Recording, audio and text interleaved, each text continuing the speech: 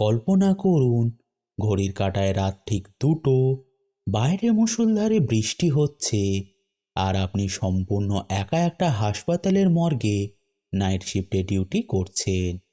আপনার চারপাশে শুধু সারি সারি বরফ ঠান্ডা মৃতদেহ। হঠাৎ আপনার মনে হলো পেছনের গ্লাসটা যেন একটু নড়ে উঠল, আর তখনই আপনি বুঝতে পারলেন এই মর্গে আপনি একা নন। মৃতদেহগুলোর মাঝে লুকিয়ে আছে এমন এক অশুভ শক্তি যা আপনার আত্মার অপেক্ষায় বসে আছে। হ্যাঁ বন্ধুরা, আজ আমি আপনাদের সামনে এক্সপ্লেন করতে চলেছি গেমারদের রাতের ঘুম কেড়ে নেওয়া জনপ্রিয় গেমের উপর ভিত্তি করে তৈরি 2026 সালের অন্যতম হাড় হিম করা সাইকোলজিক্যাল হরর মুভি দ্য মর্চিউরি অ্যাসিস্ট্যান্টকে। মুভির গল্প আবর্তিত হয়েছে রেবেকা নামে একজন সাধারণ মেয়েকে ঘিরে, যার মর্গের প্রথম নাইট শিফটেই শুরু হয় এক নারকীয় তাণ্ডব। সকাল হবার আগেই তাকে খুঁজে বার করতে হবে মৃতদেহগুলোর মধ্যে লুকিয়ে থাকা এক ভয়ঙ্কর শয়তানকে। আর যদি সে ব্যর্থ হয়, তাহলে তার নিজেরই শরীরটাই হয়ে উঠবে শয়তানের নতুন ঠিকানা। রেবেকা কি পারবে এই অভিশপ্ত মগ থেকে জীবিত ফিরে আসতে, নাকি অন্ধকারের অতলে হারিয়ে যাবে তার অস্তিত্ব? তো চলুন আর দেরি না করে ঘরের আলোটি নিভিয়ে ফেলুন, হেডফোনটা কানে লাগিয়ে নিন, আর আমার সাথে ডুব দিন মর্গের এই ভয়ঙ্কর দুনিয়ায়। তো গল্পের শুরু হয় আমাদের একটা মর্চুরিকে দেখিয়ে, যেখানে রেবেকা নামে একটা ইন্টার্ন কাজ করছিল। আর জায়গাটার মালিকের নাম হলো রেমন্ড, যে রেবেকাকে মৃতদেহ সংরক্ষণের পদ্ধতি শেখাচ্ছিল, যে কিভাবে মৃতদেহের সমস্ত রক্ত বার করে দিয়ে তাতে রাসায়নিক প্রয়োগ করে সেটাকে দীর্ঘ সময়ের জন্য ভালো রাখা যায়। এখন রেবেকা তার কাজটা ভালোভাবে করছিল, ঠিক তখনই রেমন্ড রেবেকার হাতের কবজিতে কাটার দাগ লক্ষ্য করে নেয়, কিন্তু সে সেটাকে নিয়ে কোনো রিয়্যাক্ট করে না। এরপর কাজ সম্পূর্ণ হয়ে গেলে রেবেকা যখন কিছু নোটস বানাচ্ছিল, তখনই আমরা মৃতদেহটাকে তার পা সামান্য নড়াচড়া করতে দেখি, যেটা রেমন্ডও লক্ষ্য করে নেয়, কিন্তু সে বিষয়টা রেবেকাকে বুঝতে দেয় না। তাই রেবেকা মৃতদেহটাকে নিয়ে ফ্রিজারে রেখে আসে, যেটার পর সে কিছু কেমিক্যাল নিতে বেসমেন্টে যেতে যাবে। তখনই হঠাৎ করে কোথাও থেকে রেমন্ড তার সামনে চলে আসে, যে রেবেকাকে বেসমেন্টে যেতে বাধা দিয়ে জানায় তার বেসমেন্টে যাবার কোনো প্রয়োজন নেই, তার যা যা লাগবে সব কিছু উপরেই রাখা আছে।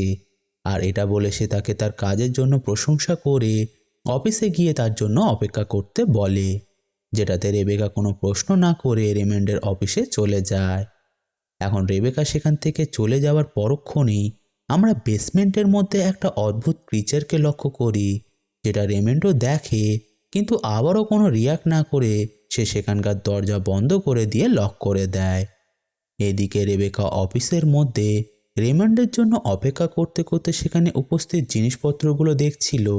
ঠিক তখনই সেখানে রেমন্ড চলে আসে, যে তাদের দুজনের জন্য ড্রিঙ্ক তৈরি করতে গেলে রেবেকা মানা করে দিয়ে বলে সে ড্রিঙ্ক করে না। কথাটা শুনে রেমন্ড রেবেকার কাছে ক্ষমা চেয়ে নেয় এবং জানায় এখন থেকে সে তাকে কাজটার জন্য নিয়োগ করে নিচ্ছে, যেখানে সে নিজে তার ব্যবসা ও বাকি জিনিসগুলো হ্যান্ডেল করবে, আর রেবেকা এই কাজটাকে। কিন্তু শর্ত হলো সে শুধুমাত্র সকালেই কাজ করতে পারবে, রাতে নয়। আর এটার কারণটা সম্ভবত সেই ক্রিচারের জন্যই ছিল। কথাটা শুনে রেবেকা জানায় সে রাতেও কাজ করতে রাজি আছে, কিন্তু রেমন্ড তাকে স্পষ্ট মানা করে দেয়। এখানে আমরা তাদের কথাবার্তার দ্বারা এটাও জানতে পারি যে রেমন্ড কাউকেই তার মর্চুরিতে আসার অনুমতি দেয় না। এরপর কথাবার্তা সম্পূর্ণ করে রেবেকা তার বাড়ি ফিরে যায়, আর যেহেতু সে অনেক ক্লান্ত হয়ে পড়েছিল, তাই সে বাড়ি ফিরেই তার রুমে গিয়ে ঘুমিয়ে পড়ে। অন্যদিকে একই সময় মর্চুরির মধ্যে আমরা রেমন্ডকে দেখতে পাই, যে বেসমেন্টের মধ্যে ছিল, যেখানে সে কাউকে চেনের সঙ্গে বেঁধে রেখেছিল, কিন্তু কাকে সেটা আপাতত আমাদের দেখানো হয় না। এখন পরের দিন সকালে রেবেকা যখন রেডি হয়ে বাড়ি থেকে বার হতে যাবে, তখনই সে গাড়ির চাবি নিতে গিয়ে টেবিলের উপরে একটা নোটবুকে একটা অদ্ভুত সিম্বলকে লক্ষ্য করে, যেটা দেখে সে একটু অবাক তো হয়, কিন্তু এখন সে বিষয়টাকে বেশি গুরুত্ব না দিয়ে নিজের কাউন্সেলিংয়ের জন্য বেরিয়ে যায়। এখানে আপনাদের জানিয়ে দিই, আসলে রেবেকার ড্রাগস ও অ্যালকোহলের অ্যাডিকশন ছিল, যেটা অতিরিক্ত বেড়ে যাওয়াতে সে প্রায় মৃত্যুর মুখে চলে গিয়েছিল। আর এই অ্যাডিকশনটা তার 15 বছর বয়স থেকেই শুরু হয়ে গিয়েছিল, যে সময় তার বাবা মারা যায়। কিন্তু 1 বছর আগে তার ক্যালি নামে একটা মেয়ের সঙ্গে পরিচয় হওয়ার পর সে অনেকটাই সুস্থ হয়ে উঠেছে। এখন কাউন্সেলিংয়ের জায়গাটাতে পৌঁছে আজ রেবেকা সবার সামনে প্রথম কিছু বক্তব্য রাখে, যেখানে তার দাদিমাও উপস্থিত ছিল, যে রেবেকার কথাগুলো শুনে একটু ইমোশনাল হয়ে পড়ে। এখন বক্তব্য শেষে রেবেকা সেখানে উপস্থিত একটা ব্যক্তিকে দেখে একটু অস্থির হয়ে পড়ে, যে ইশারায় তার নামটা ধরেই ডাকছিল। কিন্তু কোনোভাবে সে নিজেকে সামলে তার দাদিমায়ের সঙ্গে কিছু কথা বলে, যে তাকে তার এই পরিবর্তনের জন্য অনেক প্রশংসা করে তাকে সাবধানে থাকতে বলে সেখান থেকে চলে যায়। এরপর আমরা রেবেকাকে ক্যালির সঙ্গে কথা বলতে দেখি, যেটার পর সে তার বাড়ির উদ্দেশ্যে বার হবে। ঠিক তখনই সে একজনকে নেশার দ্রব্য কিনতে থেকে গাড়ি থামিয়ে বিষয়টা লক্ষ্য করে। ফলে সেই ব্যক্তিটাও রেবেকার দিকে ফিরে তাকালে সে সঙ্গে সঙ্গে গাড়িটা স্টার্ট দিয়ে সেখান থেকে বেরিয়ে যায়। কিছুক্ষণ পর তার কাছে রেমন্ডের কল আসে, যেটা রিসিভ করলে রেমন্ড তাকে জানায় আজ মর্চুরিতে অনেকটাই কাজ চলে এসেছে, তাই তাকে দ্রুত সেখানে পৌঁছে কাজটাকে শেষ করতে হবে। উত্তরে রেবেকা রাজি হয়ে সোজা মর্চুরিতে চলে যায়। এখন মর্চুরিতে পৌঁছে রেবেকা তৈরি হয়ে ফ্রিজার থেকে একটা ব্যক্তির মৃতদেহ বার করে কাজ শুরু করে দেয়। যার কিছুক্ষণ পরেই সে যখন কম্পিউটারের কাছে গিয়ে কিছু নোটস বানাচ্ছিল, তখনই আমরা সেই মৃত ব্যক্তিকে নিজের ঘাড় ঘুরিয়ে চোখ খুলে রেবেকার দিকে তাকাতে দেখি, যেটা রেবেকা লক্ষ্য করে না। শুধু এটাই নয়, লোকটার ফাইলের উপরে আমরা ঠিক তেমনই সিম্বলকে লক্ষ্য করি, যেমনটা রেবেকার বাড়িতে নোটবুকের মধ্যে ছিল। এখন সব কিছু কমপ্লিট করে রেবেকা সেই মৃতদেহকে দাহ করে দিয়ে যখন অন্য একটা মৃতদেহ নিতে যায়, তখনই সে জানালা দিয়ে তাকিয়ে দেখে তার গাড়ির দরজা খোলা। আর বাইরে যেহেতু বৃষ্টি হচ্ছিল, তাই রেবেকা দ্রুত বার হয়ে যায় গাড়ির দরজা বন্ধ করতে।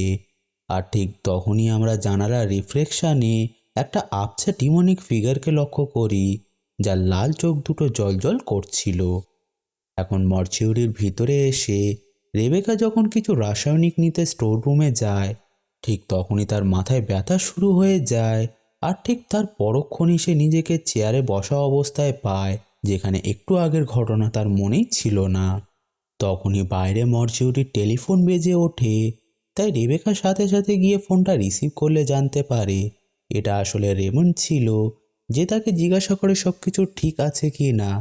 উত্তরে রেবেকা জানায় সব কিছু ঠিকঠাকই আছে, আর সে একটা মৃতদেহের কাজ সম্পূর্ণ করে দ্বিতীয় মৃতদেহের কাজ শুরু করে দিয়েছে। কথাটা শুনে রেমন্ড জানায় তার যদি কোনো কিছুর জন্য সাহায্য লাগে, তাহলে সে যেন তাকে ফোন করতে দ্বিতীয়বার না ভাবে, যেটাতে রেবেকা রাজি হয়ে গেলে রেমন্ড ফোনটা রেখে দেয়। আর আমরা লক্ষ্য করি রেমন্ড তার বুকের উপর এক ধরনের সিম্বল বানাচ্ছে, যেটা করার পিছনে কারণটা কি সেটা আমরা আগেই জানতে পারবো। এখন রেবেকা ফ্রিজার থেকে দ্বিতীয় বডিটা নিয়ে আসলে হঠাৎ করে সেখানকার বিদ্যুৎ চলে যায়, তাই সে জ্বালানোর জন্য ক্যান্ডেল খুঁজতে চলে গেলে আমরা সেই মৃতদেহকে নড়াচড়া করতে দেখি, যেটাতে বোঝাই যাচ্ছিল এই মর্চরির মধ্যে কিছু তো গোলমাল অবশ্যই আছে। এদিকে রেবেকা ক্যান্ডেল খুঁজতে খুঁজতে একটা বাক্স পেয়ে যায়, যেটার উপরে ক্যান্ডেলের চিত্র ছিল। তাই সে সেটাকে হাতে নিয়ে যখন খোলে, তখন রেবেকা তার মধ্যে কিছু কাগজের স্টিক পেয়ে যায়, যেটাকে জ্বালিয়ে সে মৃতদেহের কাছে ফিরে গেলে আমরা পাশেই দেওয়ালে এক ধরনের সিম্বলকে জ্বলজ্বল করতে দেখি, যার সাথে সাথেই সেই মৃতদেহটাও ভয়ঙ্করভাবে স্মাইল করে ওঠে, যেটা রেবেকা দেখতে পায় না, কারণ দেহটার মুখ কাপড় দিয়ে ঢাকা ছিল। এখন সে দেহটার কাজ সম্পূর্ণ করে এই দেহটাকেও দাহ করে দেয়, যেটার পর সে তৃতীয় একটা মৃতদেহকে নিয়ে এসে কাজ শুরু করে, যেটা একটা মেয়ের মৃতদেহ ছিল। তখনই বাইরে থেকে কিছু শব্দ আসতে শুনে যখন রেবেকা বিষয়টা চেক করতে যায়, পরক্ষণে আমরা এই মেয়েটাকেও চোখ খুলে রেবেকার দিকে তাকাতে দেখি। অন্যদিকে রেবেকা বাইরে একটা কালো ছায়া মূর্তিকে দরজার পাশে দাঁড়িয়ে থাকতে দেখে, যার চোখ দুটো অন্ধকারে জ্বলজ্বল করছিল যেটা দেখে রেবেকা মনে করে এটা হয়তো রেমন্ড। কিন্তু কিছুক্ষণ পরে ছায়া মূর্তিটা সেখান থেকে উধাও হয়ে গেলে রেবেকা এটা তার ভ্রম মনে করে যখন মৃতদেহের কাছে ফিরে যায় তখন সে লক্ষ্য করে মৃতদেহটা তার জায়গায় ছিল না, যেটাতে রেবেকার রক্ত হিম হয়ে যায়। ঠিক তখনই বাইরে আবারও টেলিফোন বেজে ওঠে। তাই রেবেকা ভয়ে ভয়ে ফোনের কাছে গিয়ে যখন সেটা রিসিভ করে তখনই সে ফোনের মধ্যে তার বাবার গলার আওয়াজ শুনতে পায়, যে তাকে তার মৃত্যুর জন্য দোষারোপ করছিল। যেটা শোনার সাথে সাথে রেবেকা প্রচণ্ড ভয় পেয়ে ফোনটা রেখে দেয়। কিন্তু তারপরেও আবার ফোনটা বেজে ওঠে। তখনই রেবেকা লক্ষ্য করে তার হাত দিয়ে অনবরত রক্ত বার হচ্ছে, যেটা পরক্ষণেই আবার স্বাভাবিক হয়ে গেলে সে বুঝতেই পারে না তার সঙ্গে এটা কি হচ্ছে। তাই সে আবারও ফোনটা রিসিভ করলে সে পুনরায় তার বাবার গলার আওয়াজ শুনতে পায়, যে পুলিশকে রেবেকার মিসিং রিপোর্ট দিচ্ছিল, যেটা সেই সময়ের ঘটনা যখন সে 15 বছরের ছিল। এখন কথাগুলো শুনতে শুনতে হঠাৎ করে রেবেকা বেহুশ হয়ে যায়। যার হুঁশ ফিরলে সে নিজেকে তার বাড়ির বিছানার উপরে পায়। যে আবারও সব ভুলে গিয়েছিল যে সে এখানে কিভাবে পৌঁছালো। ফলে এই সমস্ত ঘটনায় রেবেকা একটু আতঙ্কিত হয়ে যায়। ঠিক তখনই কেউ বাড়ির দরজায় নক করলে সে যখন গিয়ে দরজা খোলে তখন রেবেকা লক্ষ্য করে এটা আসলে ক্যালি ছিল, যে জানে সে এখানে এসেছে কারণ সে রেবেকাকে ড্রাগ ডিলারের সঙ্গে দেখে নিয়েছিল। কিন্তু রেবেকা জানায় সে নেশা করেনি, কিন্তু ক্যালি তার কোনো কথাই বিশ্বাস করে না। তখনই বাথরুমের মধ্যে আমরা একটা লেখা ফুটে উঠতে দেখি, যেটা ছিল লেট মি ইন। এদিকে রেবেকা ক্যালিকে আবারও বোঝানোর চেষ্টা করে যে সে নেশা করেনি, যেটা বলতে গিয়ে সে কেঁদে ফেললে ক্যালি তাকে জড়িয়ে ধরে শান্ত করার চেষ্টা করতে গেলে রেবেকা হঠাৎ পজেস হয়ে গিয়ে ক্যালির উপরে আক্রমণ করে দেয়। তাই ক্যালি নিজেকে বাঁচাতে সেখান থেকে পালিয়ে যেতে গেলে রেবেকা প্রথমে তার হাতের একটা আঙুল দাঁত দিয়ে কামড়ে ছিঁড়ে নিয়ে তারপর পাশেই পড়ে থাকা একটা বটল ওপেনার দিয়ে ক্যালির মাথায় আঘাত করে তাকে সেখানেই শেষ করে দেয়। ঘটনাটির পরক্ষণে রেবেকা নিজের হুঁশে ফিরে আসলে সে ক্যালির মৃতদেহ দেখে আরও আতঙ্কিত হয়ে পড়ে। যে প্রথমে ওয়াশরুমে গিয়ে নিজের হাতে লাগা রক্তগুলো পরিষ্কার করে, তারপর সে তার বস রেমন্ডের কাছে কল করে তাকে সমস্ত ঘটনা জানায়। যেটা শুনে রেমন্ড বলে সে আগেই জানতো এমন কিছু ঘটবে, আর এটা বলে সে রেবেকাকে মর্চুরিতে যত তাড়াতাড়ি সম্ভব পৌঁছতে বলে, কারণ সেখানেই সে সব থেকে বেশি সুরক্ষিত থাকবে। এখন রেবেকা রেমন্ডের সঙ্গে কথা বলছিল, ঠিক তখনই আমরা লক্ষ্য করি মৃত ক্যালি হঠাৎ করে উঠে দাঁড়িয়ে রেবেকার দিকেই এগিয়ে আসছে, যেটা রেবেকা বুঝতে পারে না, কারণ সে রেমন্ডের সঙ্গে কথা বলতে ব্যস্ত ছিল। এখন ক্যালি প্রায় রেবেকার পিছনে চলে এসেছিল। ঠিক তখনই রেবেকা পিছন ফিরে তাকিয়ে সেখান থেকে পালিয়ে বাড়ির মেন দরজা খুলে দেখে সেখানে আসল ক্যালি দাঁড়িয়ে আছে, যেটা দেখে সে বুঝে যায় এতক্ষণে যে তার বাড়িতে ছিল সেটা কোনো শয়তানি আত্মা। তাই রেবেকা আর এক মুহূর্ত সময় নষ্ট না করে সোজা বাইরে বেরিয়ে গাড়িতে বসে মর্চুরিতে পৌঁছে যায়, যেখানে তার জন্য রেমন্ড আগে থেকে অপেক্ষা করছিল। এখন মর্চুরির ভিতরে গিয়ে রেবেকা রেমন্ডের থেকে জানতে পারে এই মর্চুরিটা আসলে ডিমন্ডের এক প্রকার জেল, যেখানে তাদের বন্দি করে রাখা হয়। আসলে এই মর্চুয়ারিতে নরকের দ্বার আছে, যেখান দিয়ে ডিমনরা এই জগতে প্রবেশ করে, যাদের দাহ করে আবারও নরকে পাঠিয়ে দেওয়ার কাজটাই রেমন্ড করে। তাছাড়া কোনো ডিমন সরাসরি কোনো মানুষকে পজেস করতে পারে না, তাই তারা মৃতদের দেহ অ্যাজ আ ভেসেল ব্যবহার করে এবং সময়ে সময়ে জীবিত মানুষদের মনোবল ভাঙার চেষ্টা করে, যাতে কেউ পুরোপুরি ভেঙে পড়লে ডিমনটি তাকে সম্পূর্ণভাবে পজেস করে নেয়।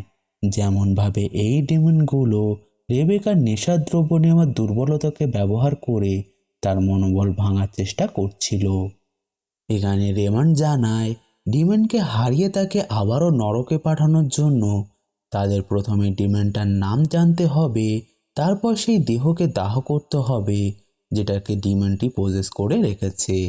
কিন্তু সমস্যা হলো এখন যেহেতু রেমন্ড সেই ডিমনটার নাম জানতো না, তাই সে রেবেকাকে একটা পদ্ধতির কথা জানায় যেটা দ্বারা ডিমনটাকে শেষ করা সম্ভব, মানে সেই অদ্ভুত সিম্বল বানানো বোর্ডটা যেটা আমরা শুরুতে দেখেছিলাম।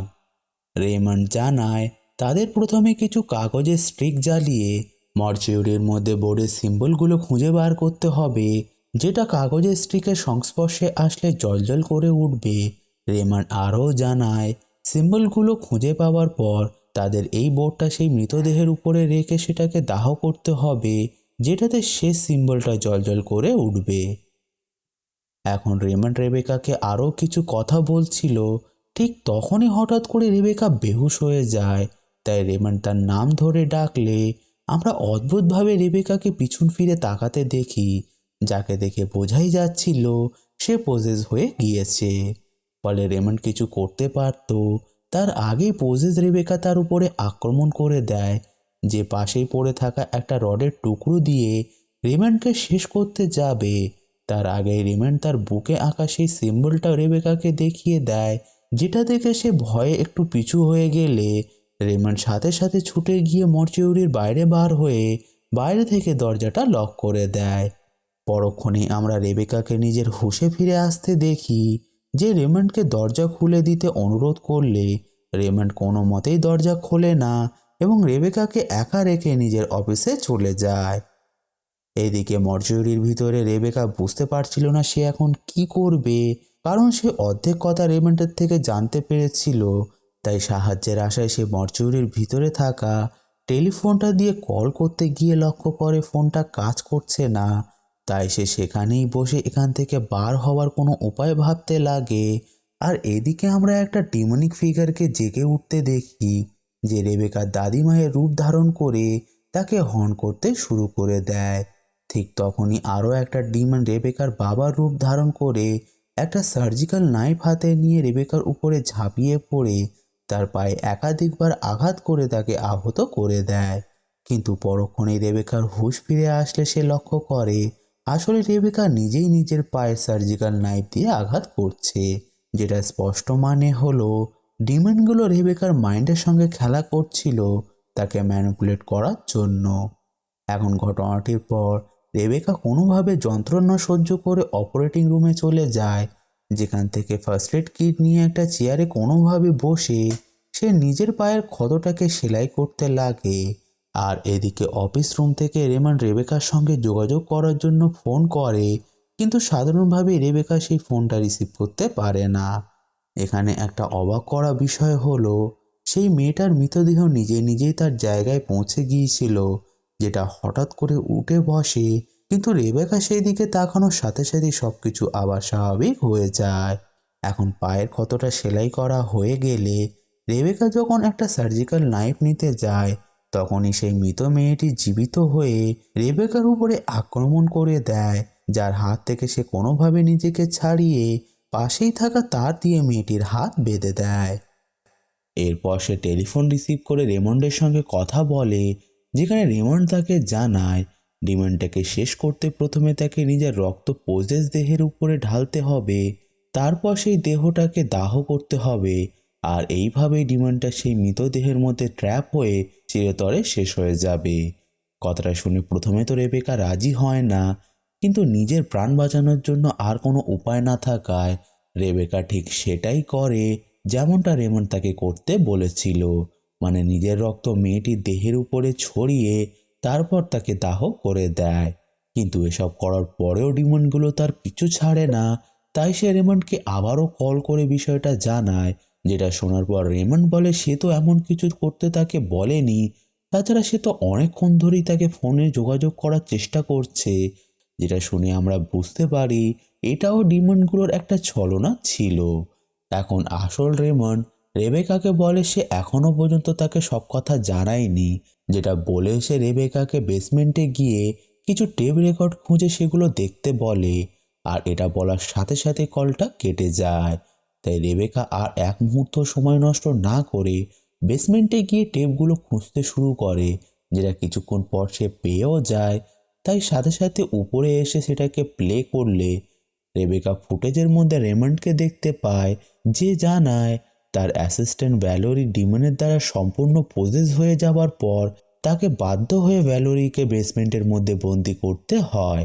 আর এটা করার কিছুদিন পর সে আবিষ্কার করে যে পজেস মানুষের রক্ত ব্যবহার করে ডিমনদের মৃতদেহের মধ্যে বন্দি করা সম্ভব, যেটার পর সেই মৃতদেহ দাহ করে দিলে ডিমনগুলো আবারও নরকে ফিরে যায়। কারণ পুরনো পদ্ধতিতে ডিমনগুলো দাহ করার আগেই পালিয়ে অন্য মৃতদেহে বাসা বেঁধে নিত। এখন এটা জানার পর আমাদের কাছে স্পষ্ট হয়ে যায় যে শুরুতে যে অজ্ঞাত ব্যক্তিটাকে আমরা বেসমেন্টের চেনের সঙ্গে বাঁধা দেখেছিলাম সেটা আর কেউ নয়, রেমন্ডের আগের অ্যাসিস্ট্যান্ট ভ্যালেরি ছিল। তাই বিষয়টা জানার পর রেবেকা প্রথমে সেই কাগজের স্টিকগুলো জ্বালিয়ে একে একে সমস্ত সিম্বলগুলো খুঁজে বার করে। তারপর সেই সিম্বলগুলো বোর্ডের উপর সঠিকভাবে রেখে শেষে আবারও একটা কাগজের স্টিক জ্বালিয়ে ফ্রিজার থেকে একে একে মৃতদেহ বার করে দেখতে লাগে তাদের শরীরে কোনো সিম্বল আছে কিনা, যেটা সে একটা লাশের মধ্যে পেয়েও যায়। সে সেই লাশটাকে অপারেটিং রুমে নিয়ে গিয়ে তার শরীরের উপরে সেই সিম্বল বানানো বোর্ডটা রেখে মৃতদেহের শরীরে যখন ভ্যালোরির রক্ত ইনজেক্ট করে সাথে সাথে মৃতদেহটির কপালে একটা সিম্বল জ্বলজ্বল করে ওঠে। তাই সম্পূর্ণ রক্ত ইনজেক্ট করার পর রেবেকা সেই লাশটা জ্বালিয়ে দেয়, যেখানে লাশটার মধ্যে লুকিয়ে থাকা ডিমনটা শুধু আর্তনাদ করতে থাকে। ঘটনাটির পর রেবেকা মনে করে সবকিছু এবার স্বাভাবিক হয়ে গিয়েছে, তাই সে ভ্যালোরিকে বাঁচাতে আবারও বেসমেন্টে যেতে গেলে সে সেখানে সেই ডিমনিক ফিগারটাকে দেখতে পায় যাকে আমরা শুরুতে দেখেছিলাম। তখন হঠাৎ করে রেবেকার বাবার রূপধারী ডিমনটি রেবেকার পিছনে এসে তাকে ধাক্কা দিয়ে বেসমেন্টের মধ্যে ফেলে দেয়। এরপর আমাদের একটা ফ্ল্যাশব্যাককে দেখানো হয়, যার দরুন আমরা জানতে পারি একদিন ওভারডোজের কারণে রেবেকা প্রায় মরণাপন্ন হয়ে পড়েছিল, যাকে খুঁজতে খুঁজতে তার বাবা যখন রেবেকাকে একটা নদীর ধারে পড়ে থাকতে দেখে তখন সে তাকে বাঁচাতে সেখানে আসলে হঠাৎ করে সে সেই ভয়ঙ্কর ডিমনটাকে দেখতে পেয়ে পা পিছলে পাথরের উপরে মাথা ফেটে গিয়ে সে সেখানে শেষ হয়ে যায়। যার কিছুক্ষণ পরে রেবেকার হুঁশ ফিরলে সে তার বাবাকে তার পাশে মৃত পড়ে থাকতে দেখে, যে কিছুই করতে পারে না কারণ তার দেহ প্যারালাইজ মতো হয়ে গিয়েছিল। আর এটাই মূল কারণ যার জন্য রেবেকা নিজেকে তার বাবার মৃত্যুর জন্য দায়ী মনে করে, যার জন্য ডিমনটি রেবেকার মনোবল ভাঙতে এই ঘটনাটাকে বারবার ব্যবহার করছিল। এখন বর্তমানে রেবেকার হুঁশ ফিরলে সে তার বাবার আত্মাকে তার সামনে দেখতে পায়, যে তাকে অ্যাস্ট্রাল প্লেসে নিয়ে গিয়ে বলে সে যেন তার মৃত্যুর জন্য নিজেকে দোষী মনে না করে, কারণ সেই দিন তার কোনো দোষ ছিল না। তখনই আমরা আবারও রেবেকাকে হুঁশে ফিরে আসতে দেখি, যে দেখে অবশেষে দিনের আলো ফুটে গেছে, যার জন্য সে বেসমেন্টে গিয়ে ভ্যালোরিকে মুক্ত করে দেয়। যার পরক্ষণেই আমরা ভ্যালোরিকে পজেস হয়ে যেতে দেখি, যে রেবেকাকে শেষ করতে যাবে। ঠিক তখনই সেখানে রেমন্ড চলে আসে, যে তার বুকে সিম্বল দেখিয়ে ভ্যালোরিকে আবারও তার কফিনের মধ্যে বন্দি করে দেয়। ঘটনাটির পর আমরা তাদের দুজনকে অফিসের মধ্যে দেখি, যেখানে রেমন্ড জানায় মর্চুরিতে এখনও অনেক ডিমন আছে যারা তাদের পিছন ছাড়বে না, যাদের মধ্যে একটা হলো মিমিক, যে রেবেকাকে তার বাবার রূপ নিয়ে হর্ন করছিল। রেমন্ড আরও জানায় সে নিজেও এই একই সিচুয়েশন পার করে এসেছে, যেখানে সে ভ্যালোরিকে না পারবে শেষ করতে আর না পারবে ছেড়ে দিতে, কারণ সে আর ভ্যালোরি নেই, সে এক ধরনের মিউটেট হয়ে গিয়েছে। তাই তাদেরকে এখানে মিলেমিশে কাজ করতে হবে এবং মৃতদেহের মধ্যে লুকিয়ে থাকা ডিমনদের দাহ করে নরকে পাঠাতে হবে।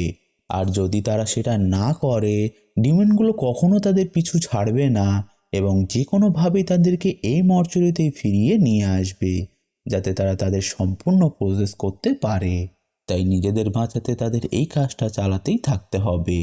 এখন কথাগুলো শুনে রেবেকা কোনো উত্তর না দিয়ে মর্চুরির বাইরে চলে যায়, যেখানে কিছু বাচ্চাদের খেলতে দেখে সে খুব খুশি হয়। তখনই সে তার সামনে সেই মিমিক ডিমনটাকে দেখতে পায়, যেটা দেখে রেবেকা বুঝে গিয়েছিল এই ডিমনগুলো তার পিছু ছাড়বে না, যার জন্য সে পুনরায় মর্চুরিতে ফিরে যায়, যেটার সাথে সাথে মুভিটি এখানে শেষ হয়ে যায়। তো বন্ধুরা, এটাই ছিল দ্য মার্চিউরি অ্যাসিস্ট্যান্ট মুভির ফুল এক্সপ্লেনেশন। এখানে আপনাদের জানিয়ে দিই এই মুভিটা দ্য মার্চিউরি অ্যাসিস্ট্যান্ট নামে একটা হরর গেম থেকে অনুপ্রাণিত, যেটা খুবই পপুলার একটা গেম। তাই ভিডিওটা আপনাদের ভালো লেগে থাকলে ভিডিওটাকে লাইক করুন।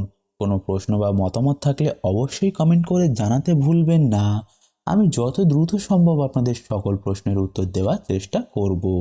তাছাড়া চ্যানেলটিতে প্রথম এসে থাকলে এখনই চ্যানেলটিকে সাবস্ক্রাইব করে পাশে থাকা বেল আইকনটিকে প্রেস করে দিন, যাতে আমি ভিডিও আপলোড করলে সর্বপ্রথম আপনাদের কাছে নোটিফিকেশান পৌঁছে যায়। তো বন্ধুরা, আজকে ভিডিওতে এই পর্যন্তই। আমি আবারও আসবো এমনই কিছু মুভি এক্সপ্লেনেশন নিয়ে। Till then, keep watching.